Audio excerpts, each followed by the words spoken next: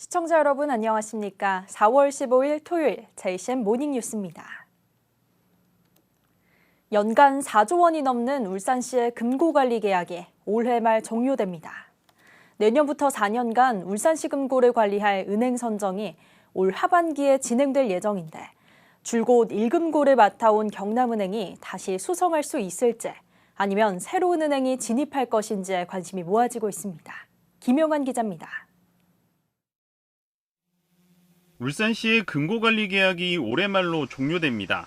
울산시는 올 하반기에 시금고 지정 계획을 수립하고 선정 공고를 진행할 예정입니다. 최대관 심사는 광역시 승격 이후 줄곧 울산시 1금고를 맡아온 경남은행과 2금고를 맡아온 농협이 수성할 수 있느냐입니다. 2019년 금고 지정 당시 시중은행인 국민은행이 1금고와 2금고 모두 입찰 경쟁에 뛰어든 바 있습니다. 이번에는 국민은행뿐만 아니라 또 다른 시중은행이 경쟁에 참여할 수 있다는 전망도 나오고 있습니다. 예전에도 국민은행이 입찰을 그때 참가했었거든요. 이번에도 국민은행 이야기가 좀 있고 신한은행도 약간 이야기가 있고 그런 것 같습니다.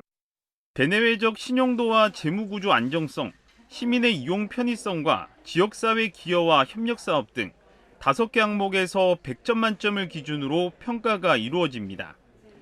1금고를 맡고 있는 경남은행이 우위를 보이는 부분은 지점수와 협력사업비 등입니다. 지난 4년간 협력사업비 총액은 135억 원으로 경남은행이 110억 원, 농협이 25억 원을 출연하고 있습니다. 김두겸 울산시장은 현재 금고를 맡고 있는 은행들이 협력사업비를 증액해 줄 것과 1금고를 맡고 있는 경남은행의 경우 지역 특성과 상징성을 감안해 은행 이름에 울산을 넣어줄 것을 원하고 있습니다. 울자가 들어가야 되는데 그렇지.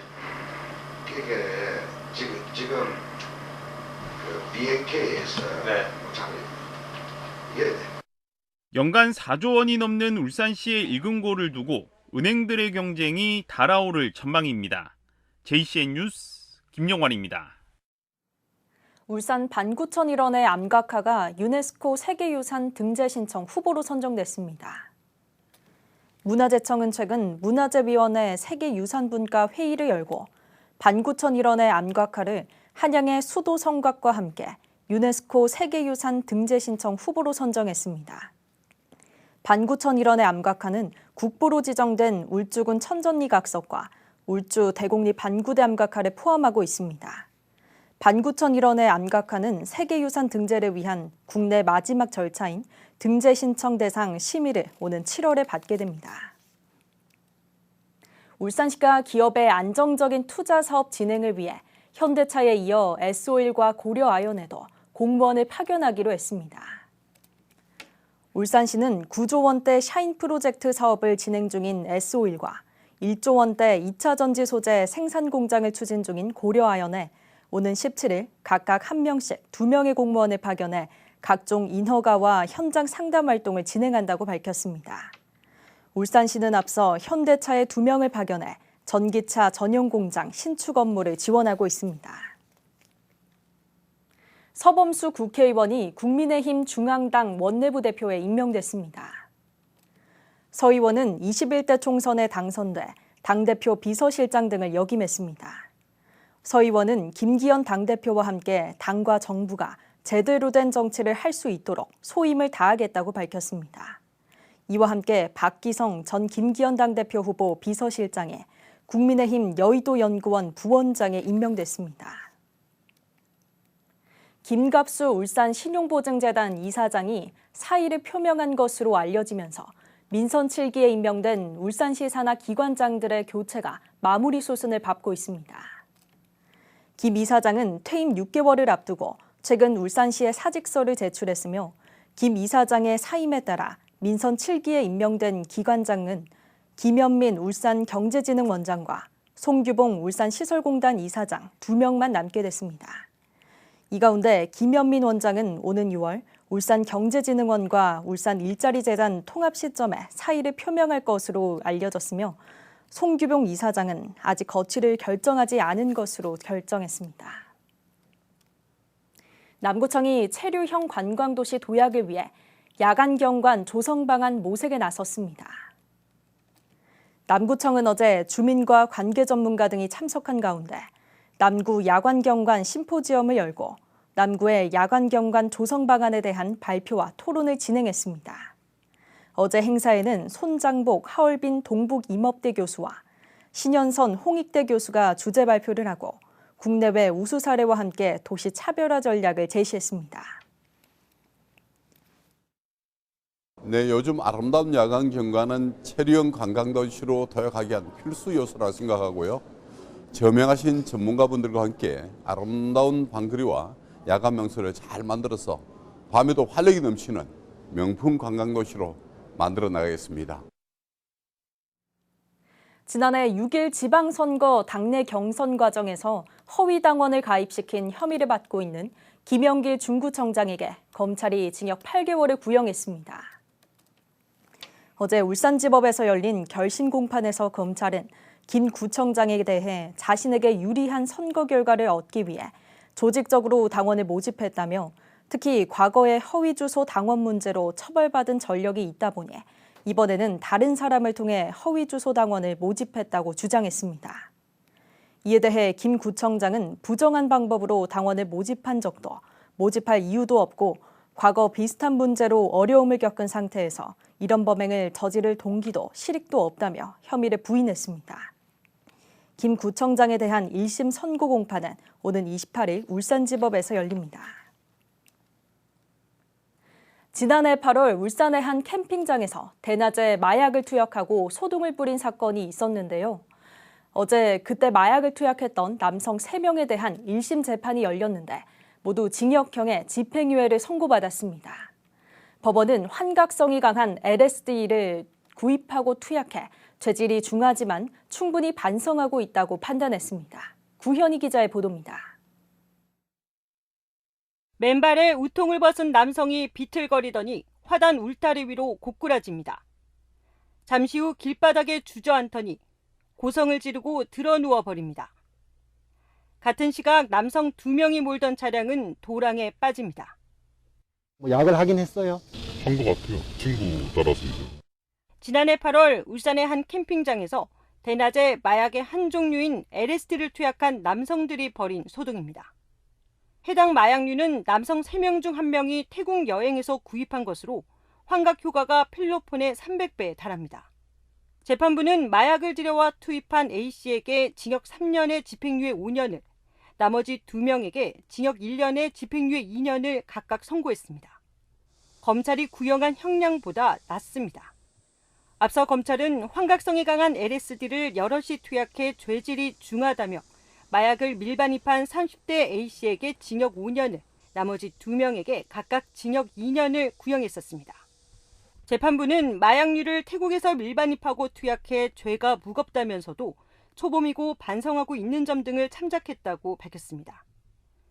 하지만 최근 젊은 층을 중심으로 마약 범죄가 급증하는 가운데 처벌은 여전히 솜방망이에 그친다는 지적이 나옵니다.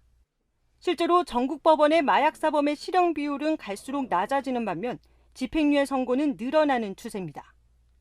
이 때문에 마약 범죄 양형 기준을 높여 처벌을 강화할 필요가 있다는 목소리가 잇따르고 있습니다. JCN 뉴스 구현입니다.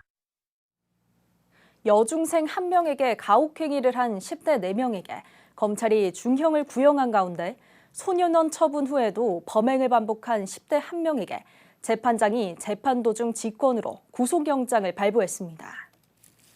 검찰은 어제 울산지법에서 열린 17살 A양 등 4명에 대한 결심 공판에서 주범인 A양에게 장기징역 8년 6개월에 단기징역 5년 6개월에 공범인 B양에게 장기징역 5년에 단기징역 3년을 구형하고 나머지 2명에게는 각각 장기징역 3년에 단기징역 2년을 구형했습니다.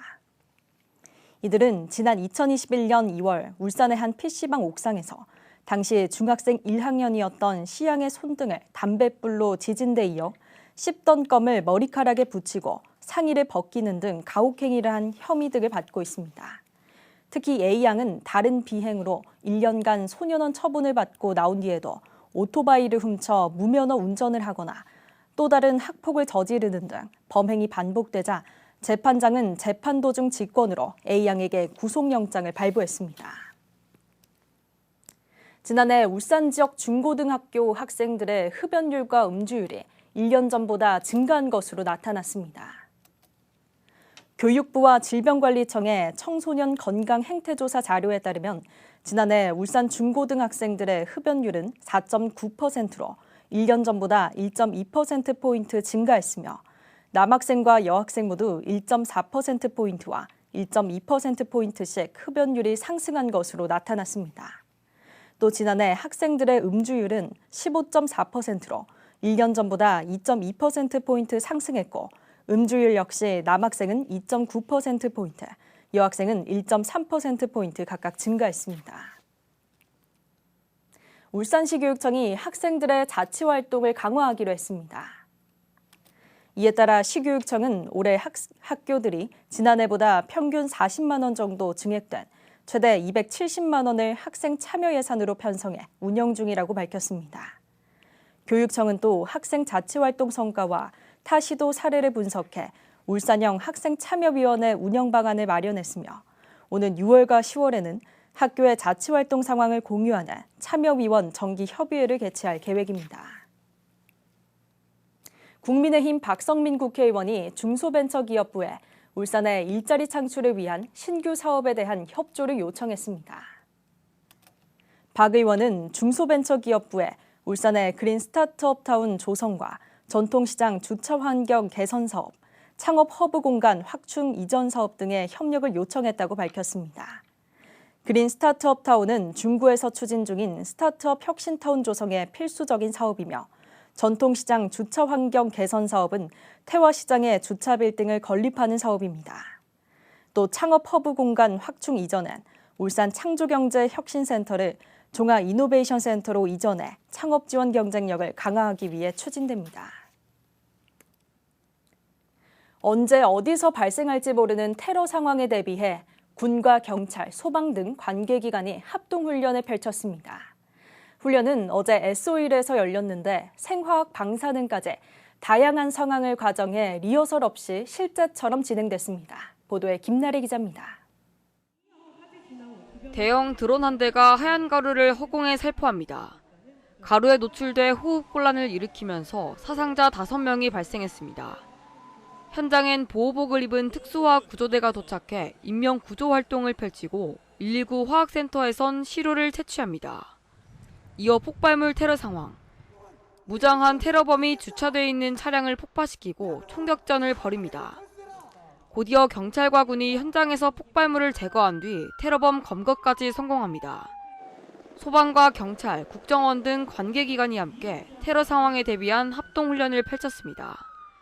보여주기식 훈련이 아닌 실전 FTX와 같은 훈련으로 예행 연습이나 일철의 리허설이 없이 진행되었습니다. 그래서 다소 미흡한 점이 있었으나 실전과 같은 훈련을 하였다는 점에서 의미가 있다 하겠습니다.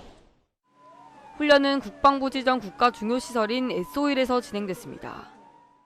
유류 저장 탱크에 화재가 발생할 경우에 크나큰 재산 피해와 인명 피해를 유발할 수 있기 때문에 신속한 화재 진화 그리고 화재 발생 시에 신속한 신고 및 구급 체계를 갖추는 것에 중점을 두고 훈련을 진행하였습니다.